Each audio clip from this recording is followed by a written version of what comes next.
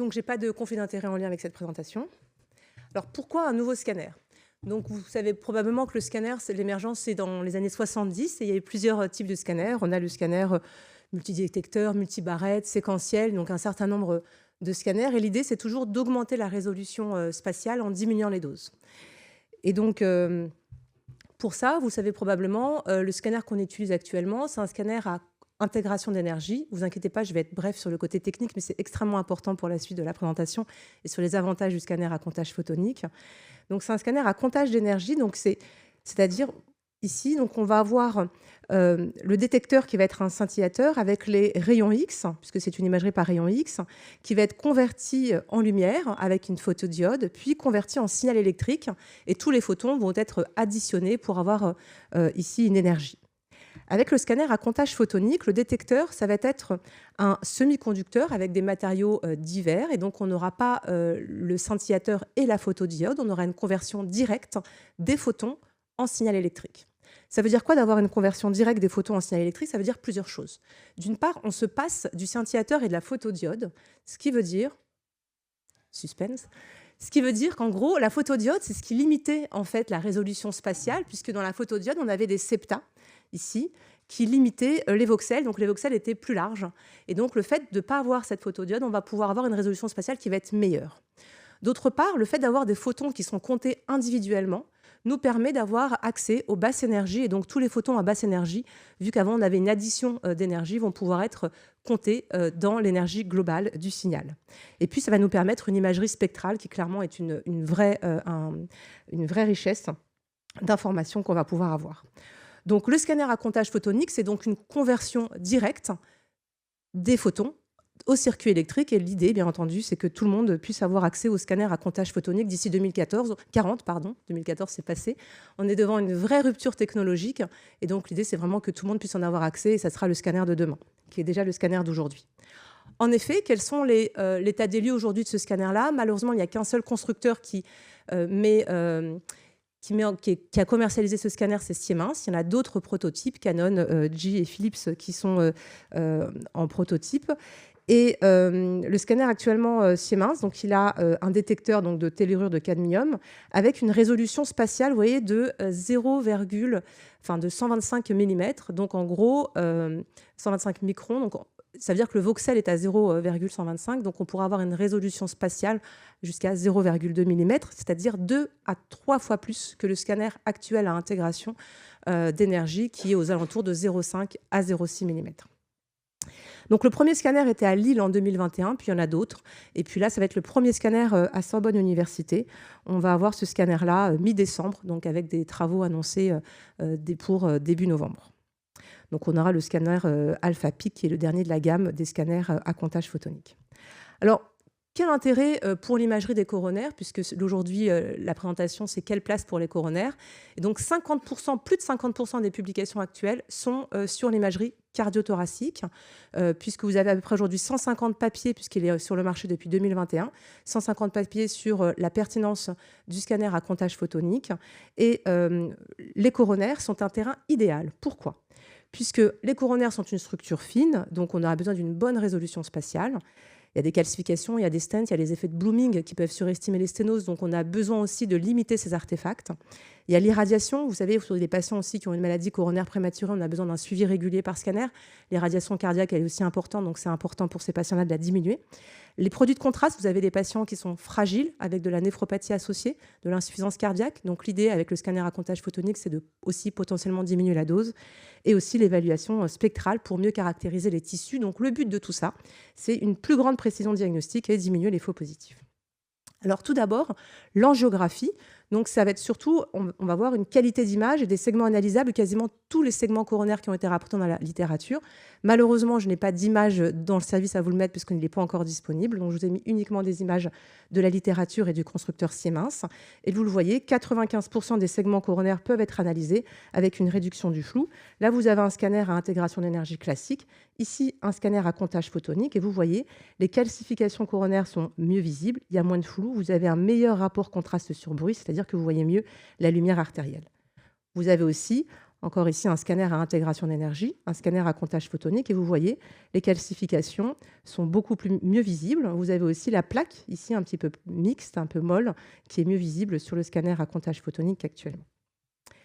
Donc une plus grande précision, là c'est le scanner qu'on a actuellement à la Salpêtrière, qui est un scanner Force, qui est déjà un très bon scanner de la gamme Siemens. Et vous voyez aussi la différence avec ce scanner, donc le scanner à comptage photonique. C'est pas le pic qu'on aura, mais c'est un des comptages photoniques. Et vous voyez la meilleure résolution et le meilleur contraste sur bruit. Alors vous avez un papier qui a très bien mis en évidence justement l'apport du scanner comptage photonique et la comparaison avec l'angiographie, parce que l'idée, c'est que c'est bien beau d'avoir une bonne résolution spatiale, mais est-ce que c'est vraiment important? Eh bien oui, donc ils ont comparé chez les patients qui avaient un scanner avant un TAVI, ils ont comparé l'angiographie PCCT, l'angiographie par scanner à comptage photonique, versus la coronarographie, pour voir justement s'il y avait une amélioration de l'ultra haute résolution ou non. Et donc, ils ont comparé, ils ont pris des coupes de 6 mm, comme on peut voir en angiographie standard par scanner, versus les 2 mm qu'on a avec un scanner à comptage photonique. Et ils ont comparé avec la coronarographie. Et ce qui est intéressant, c'est ce que vous voyez sur ces courbes de Blantalman. Ici, la dispersion est quasiment à 0% entre un scanner à résolution comptage photonique à 0,2 mm versus la coronarographie.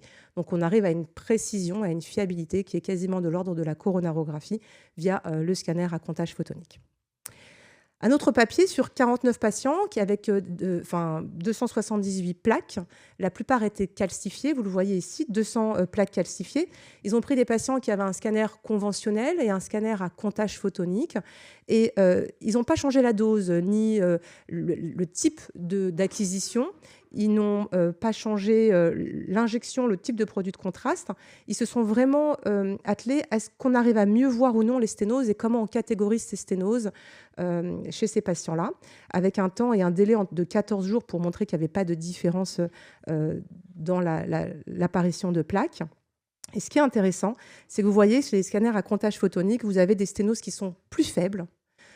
Pour les plaques calcifiées, il n'y a pas de différence significative pour les plaques non calcifiées. Mais ce qui veut dire que l'effet blooming a son importance, c'est qu'on avait tendance, on le savait, à surestimer les plaques au scanner conventionnel. Et c'est mis en évidence dans ce papier, c'est-à-dire qu'un scanner à comptage photonique, en réduisant aussi l'effet de calcifier, en ayant une meilleure résolution spatiale, permet de diminuer notre classification CADRADS et d'être plus près de l'angiographie invasive. Vous le voyez ici, le scanner conventionnel, et vous voyez ici une sténose qui avait été rapportée à 70%, et ici sur un scanner à comptage photonique à 53% avec une meilleure caractérisation. Vous voyez, le flou autour des calcifications, autour de la plaque calcifiée est beaucoup moins important. Et donc vous avez une diminution de la stratification CADRADS jusqu'à 50% dans les papiers. Celui-ci est un papier Princeps, mais il y en a d'autres qui rapportent le même type de résultat. Donc il y a une excellente concordance avec l'angiographie, une très bonne sensibilité, spécificité, et un reclassement vers le bas. Donc on est plus fiable, plus précis, et donc ça nous permet d'affirmer le CADRADS, d'être peut-être moins invasif, et pouvoir rediscuter de stratégies aussi de prise en charge interventionnelle ou de discussion autour de ça. Alors, donc on mesure mieux les sténoses. On a dit qu'il y avait une réduction de l'effet du blooming. On sous-estime les calcifications, mais il y a aussi un autre effet du scanner à comptage photonique, c'est l'effet spectral. Puisqu'avec l'effet spectral, vous voyez, on peut retirer les calcifications avec une même acquisition. On n'a pas besoin de faire un score calcique puis un scanner injecté. Vous le voyez, on retire ici les calcifications, ce qui nous permet d'avoir déjà des scores calciques sans injection déjà à dose réduite, mais simplement une seule acquisition injectée, on peut déjà avoir aussi en plus une réponse sur le score calcique. Donc on peut générer des images sans contraste, et donc vous avez un papier qui a permis de corréler justement ces images sans contraste avec, ici vous voyez chez ce patient un score calcique à 1336. Après injection, vous avez un scanner à comptage photonique. Et puis, après le comptage photonique, on a retiré l'iode de manière virtuelle, on a retiré le produit de contraste iodé, on se retrouve avec un score calcique aux alentours de 1411. Il est un peu différent de sans injection, mais on n'a qu'une seule acquisition, donc moins de dose. Et il n'y a pas de modification majeure des catégories de score calcique de risque cardiovasculaire, avec une concordance qui est excellente et une réduction de dose de plus de 2,5 fois. La même chose chez ce papier, dans ce papier, vous voyez avec 88 patients, et vous le voyez aussi après injection, et là on a un scanner donc sans injection, avec une injection qui est virtuelle. On a retiré toute l'injection et là, c'est une injection virtuelle, mais beaucoup plus ciblée sur l'iode, comme le permet le côté spectral du scanner comptage photonique. Et ce qui est intéressant, c'est que vous voyez que vous avez de très bonnes corrélations avec le score calcique classique Agatston, lorsqu'on a vraiment cette analyse spectrale qui est permise uniquement avec le scanner comptage photonique, puisqu'il y a uniquement le retrait du spectre iodé. Donc, en plus, on va pouvoir aussi renforcer le contraste, le produit de contraste iodé, le sang iodé, avec des basses énergies autour de 40 à 50 kV. Ça veut dire quoi? Ça veut dire qu'on va pouvoir diminuer la quantité de produit de contraste iodé, donc diminuer le volume. Et donc, ça permet d'avoir aussi d'être un atout majeur pour des patients qui ont des problèmes d'insuffisance rénale, puisqu'on a une très bonne qualité image, vous le voyez, sans compromettre la qualité diagnostique avec 50 kV, 100 kV. Vous voyez, on voit très bien la lumière artérielle en diminuant le volume iodé. Donc, l'impact clinique, il est essentiel au niveau des stents. Il me reste encore 1 minute. Et donc, vous le voyez, puisqu'on a une très bonne résolution spatiale, on va pouvoir mieux voir la lumière des stents avec une meilleure précision. Je vous remets des images ici. Vous voyez la précision. Là, on se demande même s'il y a eu un stent. Quand j'ai vu ces images, et ben là, on voit vraiment le stent, la lumière du stent qui est parfaite. Ici, on se posera la question de la sténose intra-stent qu'on ne voit pas du tout sur le scanner PIC, le scanner à comptage photonique. Et Mergel a très bien mis en évidence dans son étude, parce que c'est malheureusement pas du plug and pay, en fait, dans le sens où il y a quand même plein d'ajustements et d'optimisation techniques à faire, et donc il a essayé de chercher justement les meilleurs types de reconstruction, les meilleurs ajustements possibles optimisés pour que cette technologie nous permette de répondre au maximum de questions. Enfin, pour la caractérisation des plaques, il y a l'imagerie spectrale. Donc, l'idée, c'est de pouvoir mieux caractériser. Vous savez mieux que moi qu'il y a des plaques vulnérables. On le met sur les comptes rendus, les spotty calcifications, les plaques à risque, les excentrés. Mais c'est vrai qu'on aura peut-être aussi une approche qui sera beaucoup plus intégrée et intéressante sur la prédiction des plaques vulnérables. Et enfin, on pourra aussi, puisque le risque de ces sténoses et de ces plaques calcifiées, c'est d'avoir un retentissement sur le myocarde, pouvoir éventuellement voir le retentissement avec les hypoperfusions en aval de ces plaques sténosantes, avec une corrélation anatomie-fonction grâce au comptage individuel des photons qui nous permettra une cartographie globale avec l'hypoperfusion grâce aux cartes diodes qui sont générées.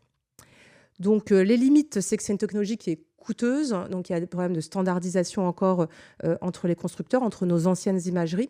Il y a beaucoup d'informations, donc il va falloir aussi stocker toutes ces données. Il y a de l'apprentissage, il va falloir travailler aussi sur la collimation et pas mal de choses techniques. Il y a encore des questions dans la littérature sur les microcalcifications qui sont très denses, sur les stents de petite taille. Il faut voir l'impact clinique, le bénéfice clinique pour le patient, l'apport et l'impact sur la prévention, sur le recours aux examens invasifs. On a besoin d'études multicentriques plus larges. C'est une opportunité pour nous de travailler avec vous justement là-dessus. La place dans le parcours de soins, et c'est Alban Rodeux qui a aussi un accord stratégique avec l'AP-HP et Siemens, justement pour voir dans quelle mesure il peut y avoir une étude médico-économique sur la valeur ajoutée dans un contexte de cardiologie aiguë. Donc, pour conclure, c'est une innovation technologique qui est clairement majeure et qui permet de révolutionner l'approche en imagerie cardio-thoracique et coronaire avec une meilleure résolution spatiale, spectrale, une diminution des doses. Il faut valider cliniquement. Il y a un potentiel de suivi longitudinal quantitatif, et c'est ça qui est extrêmement intéressant grâce à l'imagerie spectrale, et il faut pouvoir l'intégrer dans le parcours de soins préventifs. Et je remercie l'ensemble de l'équipe. Merci beaucoup Samia. Donc moins de diodes, moins de rayons, des meilleures images. Mais est-ce que l'examen n'est pas finalement aussi long que le précédent ? Malheureusement, on ne gagne pas en temps. Exactement. On ne gagne pas en temps, donc on ne fera pas d'examen, on ne fera pas plus de patients. Donc idéalement, si on avait un deuxième scanner, ça serait bien. Mais on gagnera en qualité et en précision diagnostique. C'était une de mes questions. Bon, la résolution spatiale est super. Je vérifiais. Donc, on vient d'avoir une nouvelle salle à Zurion et la résolution spatiale, c'est de 100 microns en haute résolution. Donc, c'est la même que le nouveau scanner. La question, c'était combien vous faites de cours au scanner par an avec le scanner Alors, malheureusement, je ne connais pas tous les chiffres, mais on en fait pas mal. Mais je ne peux pas vous dire. On est à peu près entre allez, je vais peut-être vous dire une vingtaine par jour, puisqu'on a une cinquantaine de scans, donc une vingtaine, donc on sent... Alban vous dire mieux que moi, voilà. Mais en tout cas, au moins 1000 par an, oui, c'est sûr. Mais ouais, mais je ne vais pas vous dire les chiffres exacts. Il y a beaucoup d'externes. Alors... Alors, on aimerait bien avoir plus d'externes, mais c'est sûr qu'on est limité par notre nombre de scanners. Voilà. Mais oui, on aimerait bien avoir de l'externe qui pourront bénéficier en plus de ces technologies pour avoir justement le parcours de soins préventifs. Que vous ne pensez pas que vous allez être embolisé très très rapidement, vu qu'il y a un gap technologique et de qualité d'imagerie? Alors, ce que je disais un peu en off à Olivier, c'est un peu le double effet, c'est qu'on est très content et on est content d'avoir cette opportunité parce que c'est vrai que tout le monde doit bénéficier de ça, mais en imagerie cardiothoracique, en tant que département sur Sorbonne Université, c'est vrai que c'est bien qu'on en profite. Mais malheureusement, c'est vrai qu'on a aussi beaucoup d'urgences, beaucoup d'autres scanners qui ne sont pas que des scanners et des coroscanners dans la journée, d'où la question. Et c'est vrai on pourrait partager aussi les scanners avec un scanner qui n'a pas forcément besoin de bénéficier de cette technologie et un scanner qui a besoin de bénéficier de cette technologie. Donc oui, on risque d'être embolisé et donc oui, il va falloir trier, mais après, on a une équipe qui est de plus en plus nombreuse et avec... Parce que moi, j'ai déjà commencé à envoyer des patients à Neuilly, sans donner de centre précis. Et ça évite des échos d'efforts tous les ans, des évaluations précises. Et donc, je leur dis que c'est quasiment comme la coronarographie. Donc, on sent qu'il y a une demande qui est, quand les gens ont compris, qui est assez forte. Alors, ce qui est intéressant, c'est qu'ici, il y a un très gros plateau technique interventionnel. Enfin, il y a un centre à la Pitié qui est extrêmement reconnu. Et donc, justement, pour pouvoir dire qu'on diminue ce recours aux examens, aux autres examens, ça pourrait être intéressant de pouvoir bénéficier au maximum ces patients de ce type d'examen et de comptage photonique pour pouvoir voir l'impact médico-économique là-dessus. Parce que c'est vrai que pour l'instant, on n'a pas le bénéfice clinique.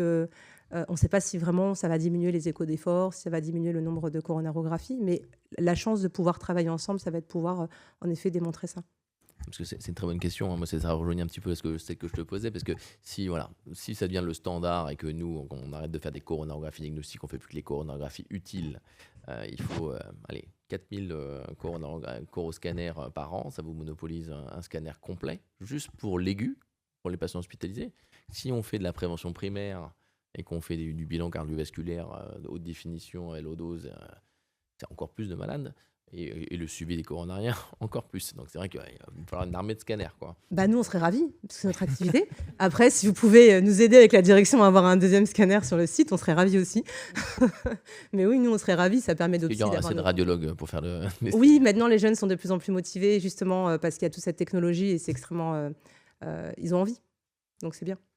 Est-ce que le compte-rendu standard, Samia, vous rendrez aussi le fonctionnel avec l'imagerie? C'est-à-dire, est-ce qu'on aura l'équivalent de la FFR ou de l'IFR?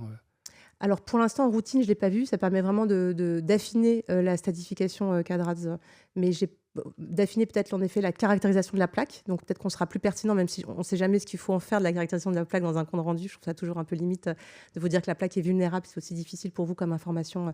Mais oui, idéalement, ça serait bien d'aller plus loin et d'avoir une approche fonctionnelle. Parce que les plaques vulnérables, très bien. Pour la prévention, c'est magnifique. Pour le geste interventionnel, c'est plutôt le fonctionnel qu'on aimerait avoir. Oui.